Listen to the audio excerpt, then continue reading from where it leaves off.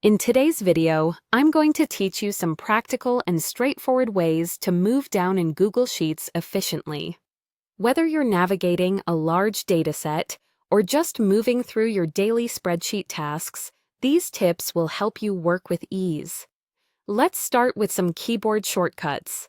One of the simplest ways to move down in Google Sheets is by using your keyboard.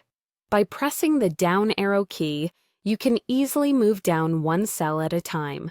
This is perfect for when you want to quickly glance through the data line by line without skipping a beat.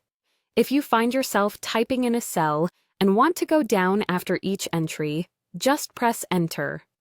It's a quick way to confirm your input and move to the next cell below, keeping your workflow smooth and uninterrupted.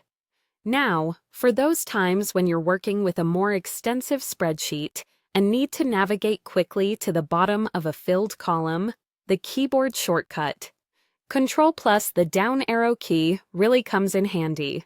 For Mac users, the combination would be Command plus the down arrow key. This will allow you to leap directly to the last filled cell in your column, saving you time and preventing excessive scrolling. It's an essential trick whenever you're dealing with a large volume of data, allowing you to explore your spreadsheet more effectively. Next, let's shift our focus to using your mouse or trackpad. If you prefer a more tactile approach, scrolling down with your mouse wheel or using your trackpad can be incredibly intuitive. This method is great for visual scanning, as it allows you to move through your data at your own pace while maintaining a broader view of the spreadsheet. You can also use the scroll bar located on the right side of your Google Sheets interface. Simply click and drag the scroll bar down to navigate through your cells. This is particularly useful when you want to quickly gauge where you are within the entire spreadsheet layout, offering a more controlled and immediate way to jump through different sections of your document. By combining these methods, you can tailor your navigation through Google Sheets to suit your particular needs and preferences.